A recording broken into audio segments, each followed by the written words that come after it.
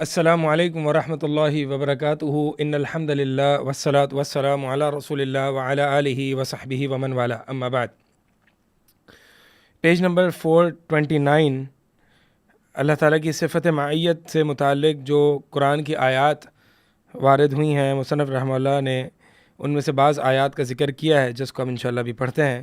قال المصنف رحمہ اللہ تعالی وقولہ هو الذی خلق السماوات والارض فی ستۃ ایام، کہ وہی وہ ذات ہے جس نے آسمانوں کو اور زمین کو، یہ آسمان جو ہے وہ باعتبار عدد حقیقی ہے کہ اللہ تعالیٰ نے آسمانوں کو، یہ جمع اللہ تعالیٰ نے ذکر کی ہے، اور ارض جو ہے یہ اسم جنس کے اعتبار سے اللہ تعالیٰ نے یہاں پہ مفرد ذکر کیا ہے، حالانکہ جو زمین ہے وہ بھی ساتھ ہے۔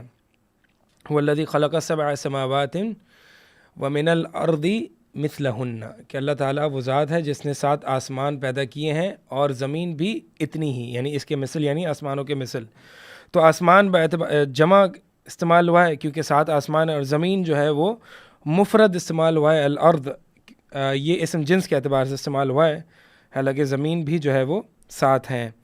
تو اللہ تعالیٰ نے یہ آسمان اور زمین 6 ایام میں پیدا کیے ہیں۔ ثم استوى علی العرش، پھر وہ عرش پر مستوی ہوا۔ استوا کا معنی ہم نے پچھلے ایپیسوڈز میں ذکر کیا کہ استوا کا معنی علا ہے، ارتفع ہے، استقرہ ہے، صعدہ ہے، یعنی بلند ہونا، چڑھنا، استقرار پانا۔ پھر وہ عرش پر مستوی ہوا۔ ما یلج فی الارض وما یخرج، یعلم ما یلج فی الارض، وہ جانتا ہے جو کچھ زمین میں داخل ہوتی ہے، جو بھی چیز زمین میں داخل ہوتی ہے، نباتات کے بیج جو بھی بوئے جاتے ہیں، جو بھی حشرات الارض ہیں وہ زمین میں داخل ہوتے ہیں، وغیرہ وغیرہ۔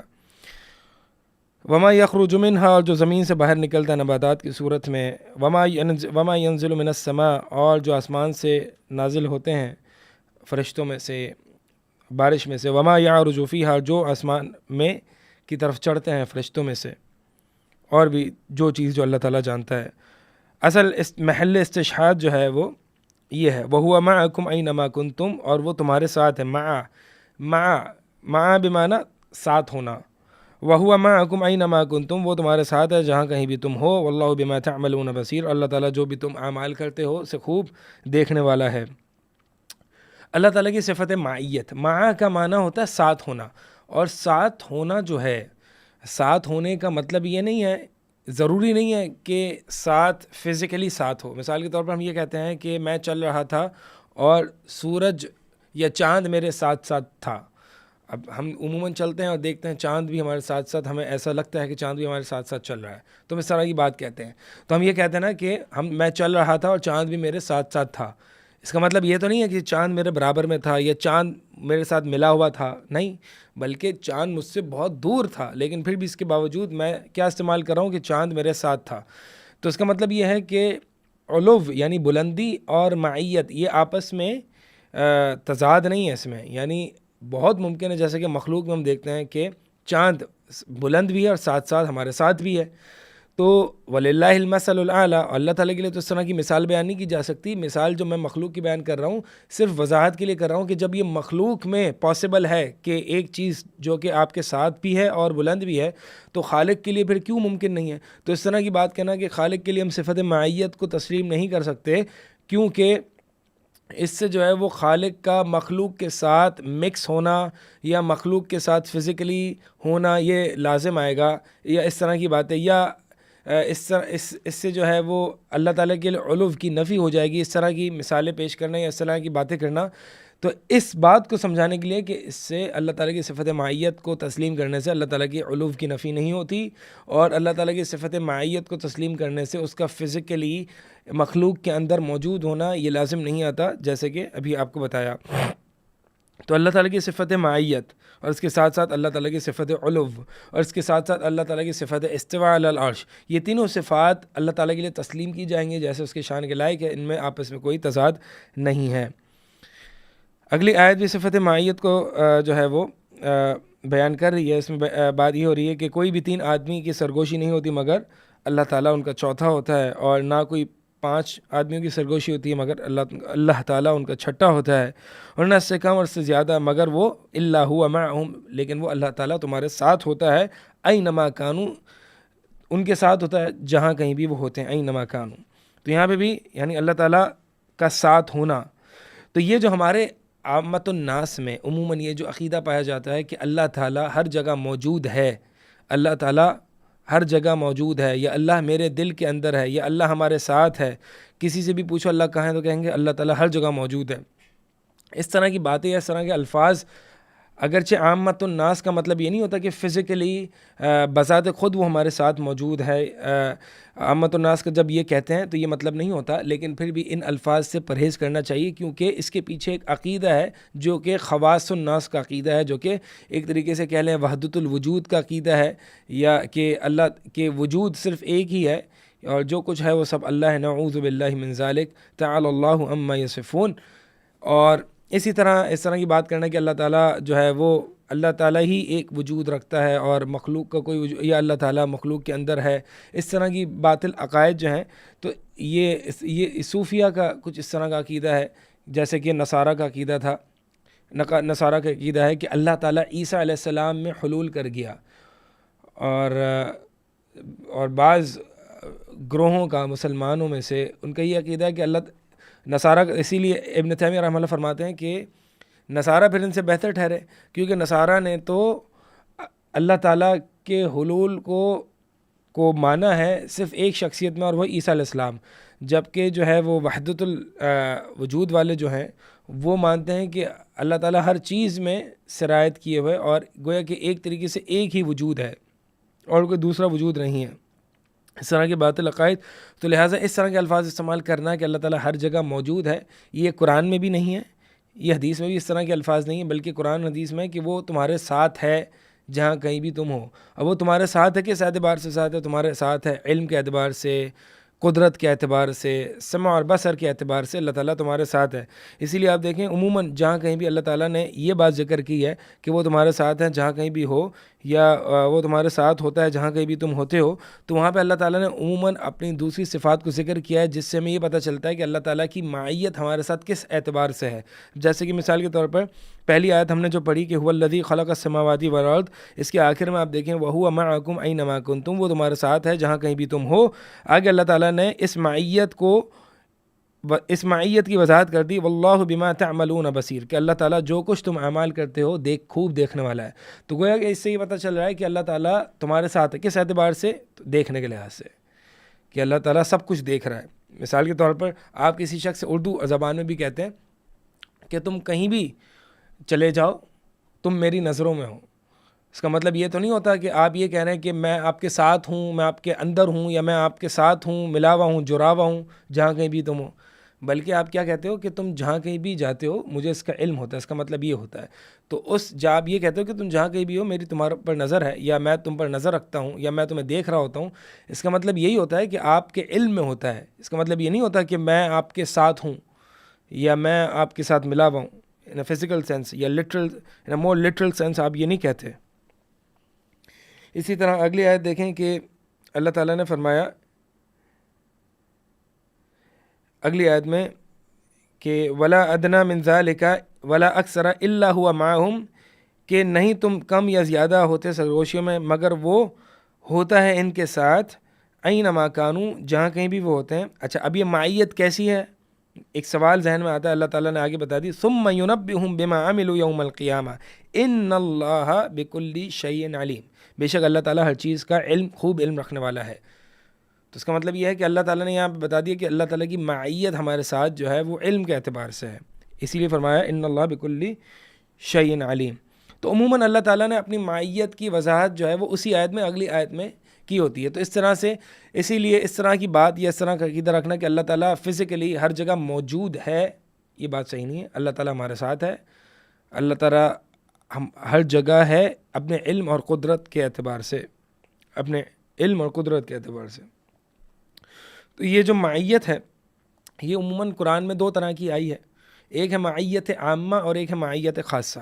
معیت عامہ کیا ہے؟ کہ اللہ تعالیٰ ہر کسی کے ساتھ ہے علم اور قدرت کے اعتبار سے، یعنی اللہ تعالیٰ کے علم میں ہے سب کچھ، جو کچھ کوئی بھی مخلوق جو کچھ کر رہی ہے یا جو کچھ ہو رہا ہے اس کائنات میں اللہ تعالیٰ کے علم میں، اللہ تعالیٰ اس کے ساتھ ہے، یعنی اللہ تعالیٰ کے علم میں ہے. تو یہ ہے معیت عامہ، یہ کافر مسلمان ہر کسی کو شامل ہے.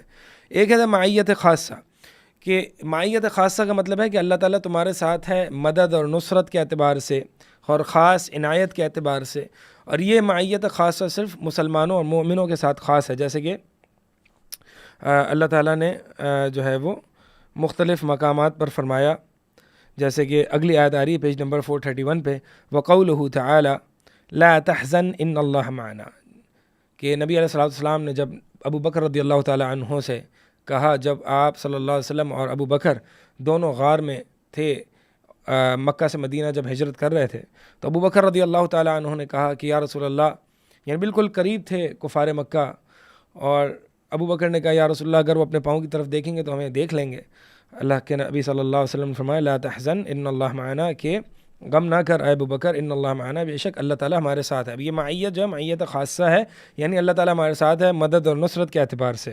اسی طرح اننی معکما اسمع و ارا، بے شک میں تم دونوں کے ساتھ ہوں، یعنی ہارون علیہ السلام اور موسیٰ علیہ السلام دونوں کے ساتھ ہوں، میں دیکھ رہا ہوں، میں اسمع ہوں، میں سن رہا ہوں، و ارا، اور میں دیکھ رہا ہوں۔ یعنی اللہ تعالیٰ نے یہ بتا دیا اننی معکما، میں تم دونوں کے ساتھ ہوں۔ اب یہ معیت ہے، اب یہ معیت کون سی ہے؟ یہ معیت کون سی ہے؟ پہلی بات تو یہ معیت خاصہ ہے، لیکن معیت کس اعتبار سے ہے؟ اسمع و ارا، یعنی سمع اور بصر کے اعتبار سے، دیکھنے اور سننے کے اعتبار سے یہ جو ہے یہ معیت ہے۔ اگلی آیت ہے وَقَوْلُ إِنَّ اللَّهَ مَعَ الَّذِينَ اتَّقَوْا وَالَّذِينَ هُمْ مُحْسِنُونَ، بے شک اللہ تعالیٰ ان لوگوں کے ساتھ ہوتا ہے جو کہ تقوی اختیار کرتے ہیں، اللہ تعالیٰ سے ڈرتے ہیں، وَالَّذِينَ هُمْ مُحْسِنُونَ، اور جو احسان کرنے والے ہوتے ہیں حقوق العباد میں بھی اور حقوق اللہ میں بھی۔ تو یہ بھی معیت خاصہ ہے، کیونکہ معیت خاصہ جو ہے وہ صرف مومنین کے ساتھ خاص ہوتی ہے۔ وَاصْبِرُوا إِنَّ اللَّهَ مَعَ الصَّابِرِينَ، صبر کرو، بے شک اللہ تعالیٰ صبر کرنے والوں کے ساتھ ہے، یہ بھی معیت خاصہ ہے۔ اور اسی طرح اگلی آیت میں بھی بڑی آیت، جو آیت ہے اس کا آخری حصہ محل استشہاد وَاللَّهُ مَعَ الصَّابِرِينَ، اللہ تعالیٰ صابرین کے ساتھ ہے۔ اگلی جو صفت کو ایک ثابت کیا جا رہا ہے یہاں سے، وَمَنْ أَصْدَقُ مِنَ اللَّهِ حَدِيثًا وَمَنْ أَصْدَقُ مِنَ اللَّهِ قِيلًا وَإِذْ قَالَ اللَّهُ يَا عِيسَى ابْنَ مَرْيَمَ وَتَمَّتْ كَلِمَةُ رَبِّكَ صِدْقًا وَعَدْلًا وَكَلَّمَ اللَّهُ مُوسَى تَكْلِيمًا مِنْهُمْ مَنْ كَلَّمَ اللَّهُ وَرَفَعَ بَعْضَهُمْ دَرَجَاتٍ وَلَمَّا جَاءَ مُوسَى لِمِيقَاتِنَا وَكَلَّمَهُ رَبُّهُ وَنَادَيْنَاهُ مِنْ جَانِبِ الطُّورِ الْأَيْمَنِ وَقَرَّبْنَاهُ نَجِيًّا۔ یہ تمام آیات میں جو ہے وہ میں ایک ایک آیت پر نہیں جا رہا، تمام آیات میں اللہ تعالیٰ کی صفت کلام کو جو ہے وہ مصنف رحمہ اللہ ثابت کر رہے ہیں۔ صفت کلام اللہ تعالیٰ کی ان صفات میں سے ہے کہ جس میں بہت زیادہ اہل قبلہ یعنی مسلمانوں کے فرقوں میں یا مسلمانوں کے گروہ میں نزاع اور کنٹروورسی پائی جاتی ہے، جیسے کہ صفت استوا ہے۔ صفت استوا میں جس طرح سے بہت زیادہ کنٹروورسی ہے اور بہت زیادہ قیل و قال ہے، اسی طرح صفت کلام میں بھی اسی طرح بہت زیادہ قیل و قال ہے۔ تو اختصار کے ساتھ ہم مخالفین کے اقوال کو ذکر کریں گے اور پھر اہل السنہ والجماعہ کا اللہ کی صفت کلام سے متعلق جو عقیدہ ہے اس کو ذکر کریں گے۔ معتزلہ جو ہیں وہ اللہ تعالیٰ کی صفت کلام کو نہیں مانتے اور کہتے ہیں کہ اللہ تعالیٰ کا جو کلام ہے یہ اللہ کی مخلوق ہے، اسی لیے وہ قرآن کو اللہ کی مخلوق کہتے ہیں، قرآن کو اللہ کی مخلوق کہتے ہیں۔ اسی وجہ سے جو امام اہل سنہ والجماعہ امام احمد بن حنبل رحمہ اللہ تعالی، انہوں نے جو تکلیفیں برداشت کی تھیں، جو ان کے ساتھ آزمائش پیش آئی تھی معتزلہ کے دور میں، خصوصاً خلیفہ مامون کے دور میں، جب معتزلہ ایک طریقے سے اقتدار میں تھے، تو وہ اہل السنہ والجماعہ کے ائمہ اور محدثین کو جبر کر رہے تھے کہ تم یہ عقیدہ اپناؤ کہ اللہ تعالیٰ کا جو قرآن ہے یہ اللہ کی مخلوق ہے، یعنی کلام اللہ جو ہے وہ کلام اللہ یہ اللہ کی مخلوق ہے۔ تو معتزلہ کا عقیدہ ہے، اور اس کے لیے امام احمد بن حنبل رحمہ اللہ قربان، اللہ تعالیٰ جو ہے وہ ان کو جزائے خیر عطا فرمائے اور اللہ تعالیٰ ان کی قبر کو منور فرمائے، انہوں نے اس موقف کی تردید کی، پرزور تردید کی، اور اس موقف پر ڈٹے رہے، حتیٰ کہ ان کو اس کے وجہ سے بہت سی تکلیفیں پیش آئیں کہ اللہ تعالیٰ کا جو قرآن ہے یہ کلام اللہ ہے نہ کہ مخلوق۔ تو معتزلہ جو ہیں وہ اللہ کے کلام کا انکار کرتے ہیں، وجہ وہی وجہ ہے، وہ وجوہات ہیں جو ہم دیگر صفات میں ذکر کرتے ہوئے آ رہے ہیں، اور وہ یہ ہے کہ کلام جو ہوتا ہے وہ حادث ہوتا ہے۔ حادث کا مطلب میں نے آپ کو پہلے بھی بتایا، حادث وہ شے، وہ چیز ہوتی ہے جو وجود میں آتی ہے عدم سے۔ تو چونکہ انسان اب وہ دیکھیں معتزلہ عموماً جب کبھی بھی ہم کوئی بھی بات کرتے ہیں وہ انسانی اعتبار سے کرتے ہیں. تو اس لیے معتزلہ نے کہا کہ دیکھیں جی، کلام جب بھی انسان کرتا ہے تو کلام کرتا ہے تب کرتا ہے جب وہ خاموش تھا. تو جب کلام کرے گا اور کلام کا جب تسلسل جاری رہے گا تو اس کا مطلب یہ حدوث آ رہا ہے. کلام کے اندر یعنی جو ذات ان کے نزدیک کلام کے ساتھ متصف ہوگی اس ذات میں حدوث پایا جائے گا، کیونکہ کلام حادث ہوتا ہے. اور جب کلام حادث ہوتا ہے اور جس ذات کے ساتھ حوادث متصف ہوتی ہیں، یعنی جس ذات کے ساتھ حوادث ہوتی ہیں، جس ذات میں حوادث موجود ہوں تو وہ ذات بھی حادث ہوتی ہے. اور اللہ تعالیٰ کی ذات قدیم ہے، یعنی ہمیشہ سے حادث نہیں ہے. تو ہم ان کو یہی جواب دیتے ہیں کہ اللہ تعالیٰ صفت کلام کے ساتھ ہمیشہ سے متصف ہے، اور یعنی بحیثیت نوع، بحیثیت کیٹیگری یا جنس اللہ تعالیٰ صفت کلام کے ساتھ ہمیشہ سے متصف ہے. البتہ بحیثیت افراد اللہ تعالیٰ جب چاہتا ہے، جیسے چاہتا ہے، وہ شیئن فشیئن کلام کرتا ہے. یعنی اگر میں یوں کہوں کہ اللہ تعالیٰ کی صفت کلام بحیثیت نوع یہ قدیم ہے اور بحیثیت افراد یہ حادث ہے، یعنی اللہ تعالیٰ جب چاہے جیسے چاہے کلام کرتا ہے. اس کے ساتھ ساتھ یہ بات ہمیں ذہن نشین کرنی چاہیے کہ اگر میں اللہ تعالیٰ کی یہ صفت کلام کے افراد کہتے ہیں کہ اسپیسیفک کلام، اور نوع کلام یعنی کیٹیگری، ایز اے کیٹیگری. مثال کے طور پر یہ ایسے ہی ہے کہ میں کہتا ہوں کہ احمد جو ہے وہ کاتب ہے، لکھنے والا ہے. اس کا مطلب یہ نہیں کہ وہ ابھی لکھ رہا ہے، لیکن میں یہ بتا رہا ہوں کہ اس کے اندر پوٹینشیل ہے، اس کے اندر کیپیبلٹی ہے کہ وہ لکھ رہا ہے، کاتب ہے. اس کا مطلب یہ نہیں کہ وہ ابھی لکھ رہا ہے. اور پھر جب وہ لکھتا ہے تو یعنی میں یہ کہتا ہوں کہ احمد کاتب ہے، یہ میں نے اس کو متصف کیا ہے کہ یہ ایز اے نوع جو ہے وہ کاتب ہے. اور جب وہ لکھنا شروع کرتا ہے تو میں کہتا ہوں کہ یہ افراد ہے جو شیئن فشیئن یعنی ایک کے بعد ایک جو ہے وہ حادث ہو رہے ہیں. تو بہرحال مقصد یہ ہے بتلانا کہ اللہ تعالیٰ کی صفت کلام کو ماننے سے حدوث لازم نہیں آتا، جیسا کہ مخلوق کی صفت کلام کو ماننے سے حدوث لازم آتا ہے. اس کی وجہ یہ ہے کہ اللہ تعالیٰ اپنی صفت کلام کے ساتھ ہمیشہ سے یعنی بحیثیت نوع ہمیشہ سے متصف ہے. یعنی ایسا نہیں تھا کہ ایک اللہ تعالیٰ صفت کلام کے ساتھ متصف نہیں تھا اور پھر متصف ہو گیا، نہیں، بلکہ اللہ تعالیٰ بحیثیت نوع اللہ تعالیٰ ہمیشہ صفت کلام کے ساتھ متصف ہے. تو حدوث تو لازم نہیں آیا. البتہ افراد کے اعتبار سے حدوث سے جو ہے وہ ذات میں حدوث لازم نہیں آتا. کیونکہ اللہ تعالیٰ کی صفت کلام جو ہے وہ ایسے ہے جیسے کہ اس کی شان کے لائق ہے.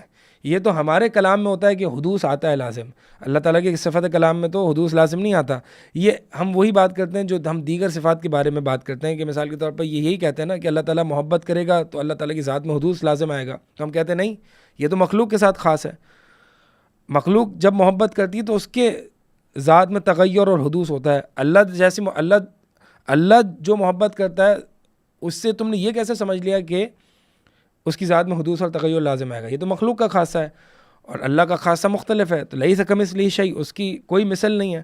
تو تم جو ہے وہ مخلوق والی باتیں یا مخلوق کے جو لوازمات ہیں وہ تم خالق کر کیوں فٹ کر رہے ہو؟ تو یہ اللہ تعالیٰ کی صفت کلام، اللہ تعالیٰ کی صفت کلام کے بارے میں معتزلہ کا یہ موقف ہے کہ اللہ تعالیٰ جو ہے وہ اللہ تعالیٰ کا جو کلام ہے وہ مخلوق ہے. پھر اس کے بعد جو ہے وہ اہل سنہ والجماعہ کا اور اسی طرح اشاعرہ کا جو عقیدہ ہے وہ یہ ہے کہ اللہ تعالیٰ جو ہے وہ ان کے ایک کلام نفسی والا کانسیپٹ ہے، اور ایک بڑا سا ایک پیچیدہ سا تصور ہے ان کا کانسیپٹ یہی ہے کہ معنی جو ہے اللہ تعالیٰ کا وہ اس کے نفس میں ہے، اور اللہ تعالیٰ کا جو کلام ہے وہ اس کے ساتھ ہمیشہ سے قائم ہے. یعنی یہ نہیں ہے ان کا عقیدہ اشاعرہ کا کہ اللہ تعالیٰ جب چاہے جیسے چاہے اللہ تعالیٰ کلام کرتا ہے. مثال کے طور پہ یہ آیت دیکھیں کہ وَلَمَّا جَاءَ مُوسَىٰ لِمِيقَاتِنَا، یعنی سیکنڈ لاسٹ آیت دیکھیں کہ جب موسیٰ علیہ السلام جو ہے ہمارے مقررہ وقت پر جو ہمارا مقررہ وقت تھا، وَكَلَّمَهُ رَبُّهُ، اور کلام کیا موسیٰ علیہ السلام کے رب نے موسیٰ علیہ السلام سے. تب یہ دیکھیں ولما سے یہ بات ثابت ہو رہی ہے کہ جب موسیٰ علیہ السلام آئے تو رب نے کلام کیا. اب اشاعرہ کے یہ اشاعرہ کا رد ہے یہ آیت. کیونکہ اشاعرہ کے نزدیک جو ہے وہ کلام اللہ تعالیٰ کا جو کلام صفت کلام ہے وہ قدیم ہے بحیثیت افراد بھی.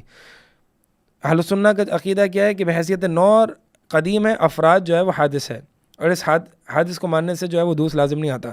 اشاعرہ کا نزدیک یہ ہے کہ اللہ تعالیٰ کے جو کلام ہے ہم مانتے ہیں کلام ہے لیکن وہ ہمیشہ سے ہے.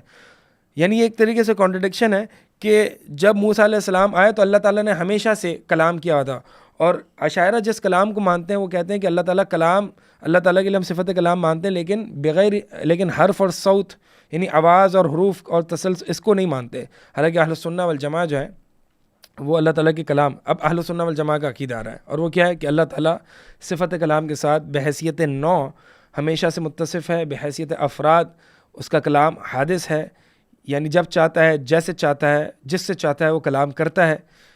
اور اس کے اللہ تعالیٰ کے کلام کرنے سے اس کی ذات میں تغیر اور حدوث واقع نہیں ہوتا. کیونکہ لیس کمثلہ شیء، وہ مخلوق کی مثل نہیں ہے، اور اس کا کلام جو ہے وہ حرف اور صوت کے ساتھ ہے.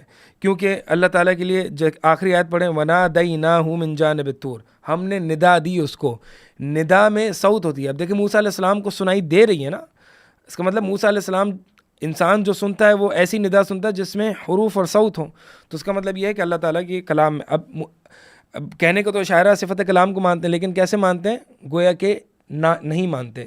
یعنی ایک طریقے سے ہیں وہ معتزلہ کے ساتھ ہی، بس وہ تھوڑا سا ایک طریقے سے ریکنسائل کرنے کی کوشش یا بیچ والا راستہ کہہ لیں کہ ایک مڈل پاتھ اپنانے کی کوشش کرتے ہیں، لیکن حقیقت میں وہ معتزلہ کا ہی راستہ ہے. اور وہ یہ ہے کہ وہ در حقیقت صفت کلام کا انکار ہی کرتے ہیں.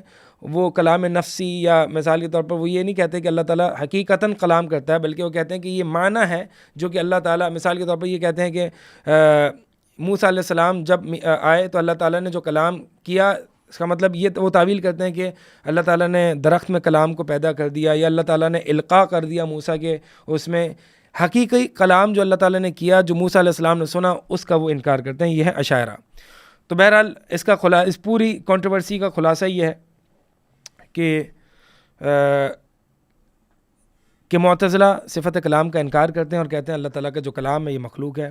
اشاعرہ کہتے ہیں کہ یہ اللہ تعالیٰ کا جو کلام ہے یہ ہمیشہ سے اور اللہ تعالیٰ کی ذات کے ساتھ لزومی طور پر، لازمی طور پر قائم ہے. جیسے کہ اللہ تعالیٰ کی صفت حیات ہے، اللہ تعالیٰ کی ساتھ قائم ہے، اور اللہ تعالیٰ کی مشیت اور قدرت پر موقوف نہیں ہے. تو اسی طرح اللہ تعالیٰ کی صفت کلام بھی ہے کہ وہ اللہ تعالیٰ کی صفت حیات کی طرح اس کے ساتھ، اس کی ذات کے ساتھ جو ہے وہ لزومی اعتبار سے قائم ہے ہمیشہ سے.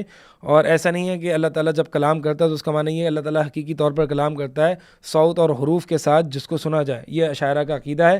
یعنی ان کے نزدیک یہ ہے کہ اللہ تعالیٰ کا کلام نفسی ہے، یعنی وہ معنی ہے جو کہ حقیقتاً وہ کلام نہیں کرتا، بلکہ وہ معنی ہے جو کہ جس کے ساتھ وہ کلام کا ذکر آ رہا ہے اس کے اندر معنی القاء کرتا ہے یا معنی پیدا کرتا ہے. اس طرح کی باتیں، اس طرح کی تحریفات اور تعویلات کرتے ہیں.